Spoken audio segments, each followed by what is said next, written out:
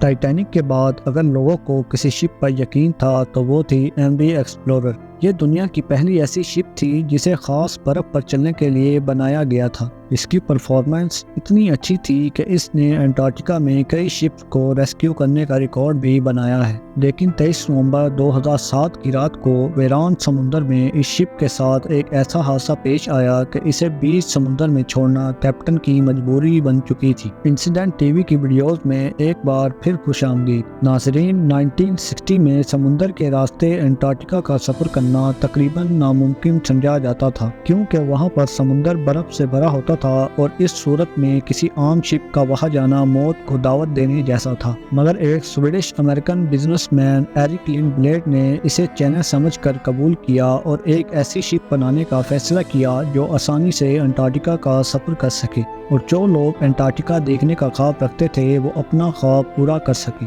اسی مقصد کے لیے ایک اسپیشل شپ تیار کی گئی جس کی لمبائی 240 فٹ اور وزن 2300 ٹن سے بھی زیادہ تھا۔ اس شپ کو لنڈبلیڈ ایکسپلورر کا نام دیا گیا۔ یہ پہلی ایسی شپ بنائی گئی تھی جس کا مقصد لوگوں کو انٹارکٹیکا کی سیر کرانا تھا۔ نارملی یہ کام عام شپس نہیں کر سکتی، اس لیے اس شپ کو ایسے ڈیزائن کیا گیا تھا کہ اس کے وزن سے ہی برف ٹوٹتی جاتی تھی۔ اس شپ میں 104 پیسنجرز اور 54 کریو ممبرز کے لیے جگہ موجود تھی۔ اس شپ میں تمام لگژری فیسلٹیز موجود ہونے کے ساتھ ساتھ ایک اور خاص بات بھی تھی جو اس شپ کی شان میں اضافہ کر رہی تھی، اور وہ یہ تھی کہ اس شپ کے ہل کو ڈبل لیئر سے بنایا گیا تھا۔ لانچ ہوتے ہی یہ شپ پوری دنیا میں فیمس ہو گئی۔ پہلے اس شپ کا نام لنڈبلیڈ ایکسپلورر رکھا گیا تھا جو بعد میں 2004 میں تبدیل کر کے ایم وی ایکسپلورر رکھ دیا گیا۔ 2007 تک ایم وی ایکسپلورر انٹارکٹیکا کے 250 کامیاب سفر کر چکی تھی،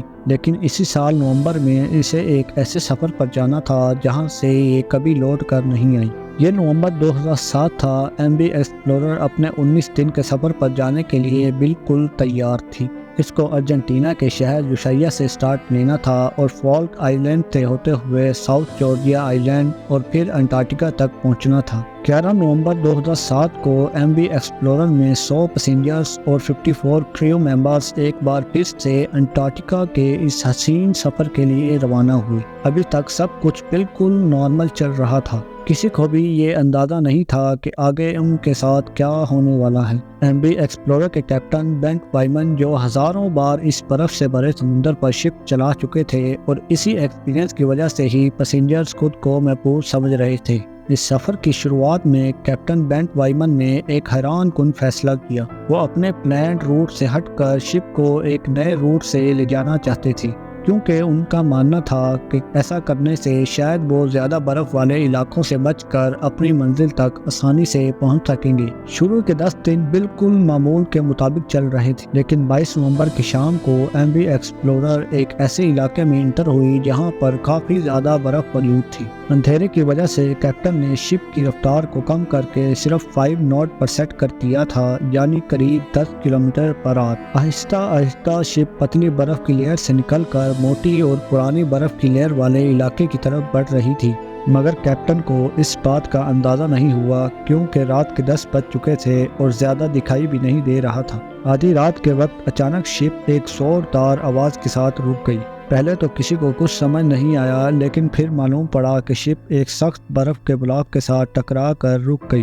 کچھ دیر کی کوشش کے بعد کیپٹن شپ کو دوبارہ چلانے میں کامیاب ہو گئے۔ ایم وی ایکسپلورر اب دوبارہ سے برف کو کاٹتی ہوئی برفیلے سمندر میں آگے بڑھ رہی تھی، مگر کیپٹن سمیت شپ میں سوار پیسنجرز کو یہ معلوم نہیں تھا کہ شپ کے حل میں ایک سوراخ ہو چکا ہے اور پانی آہستہ آہستہ شپ کے نچلے حصے میں جمع ہونا شروع ہو چکا ہے۔ سوئے ہوئے پیسنجرز کی آنکھ اس وقت کھلی کہ جب ان کے کیبنز میں پانی بھرنا شروع ہو چکا تھا۔ یہ دیکھ کر پیسنجرز میں اچانک خوف کی ایک لہر دوڑ گئی۔ ہر ایک اپنی جان بچانے کے لیے ادھر ادھر بھاگنے لگا۔ جب تک کیپٹن کو اس بات کا علم ہوا تو کئی کیبنز پانی سے بھر چکے تھے۔ پہلے تو ان کو لگا کہ شاید چھوٹا ڈیمیج ہوا ہے جس پر قابو پایا جا سکتا ہے، لیکن جیسے جیسے پانی کا پریشر بڑھتا جا رہا تھا تو کیپٹن بھی سمجھ چکا تھا کہ حالات اب قابو سے باہر ہیں۔ کیپٹن نے فوراً شپ کو خالی کرنے کا آرڈر دیا اور تمام لائف بوٹس کو ڈپلوائے کرنے کا فیصلہ کیا۔ اسی دوران شپ برفیلے علاقے سے تو نکل گئی، لیکن پانی پانی جمع ہونے کی وجہ سے وہ ایک طرف جھک گئی تھی۔ تمام کریو ممبرز لوگوں کی جان بچانے میں مصروف تھے۔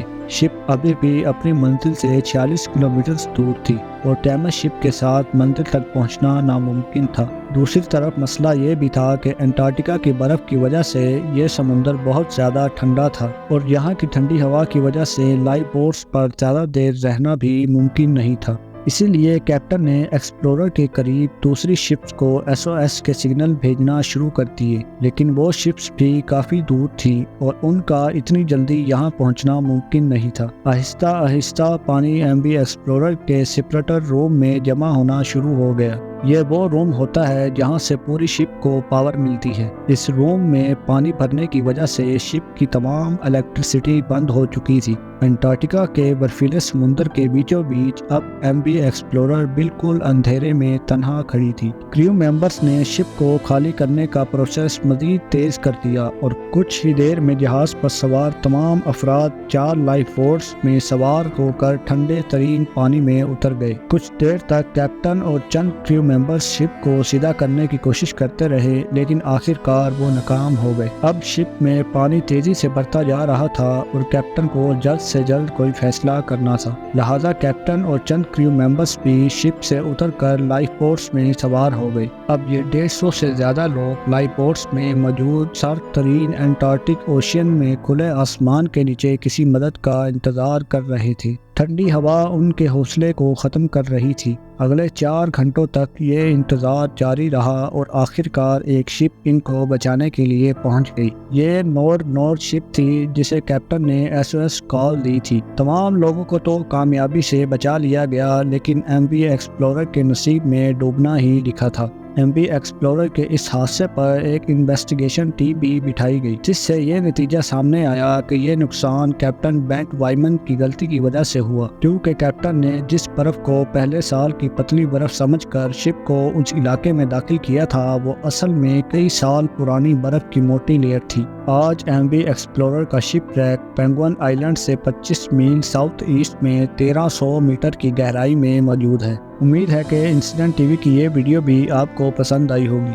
ملتے ہیں اگلی ویڈیو میں ایک نئی مسٹری کے ساتھ۔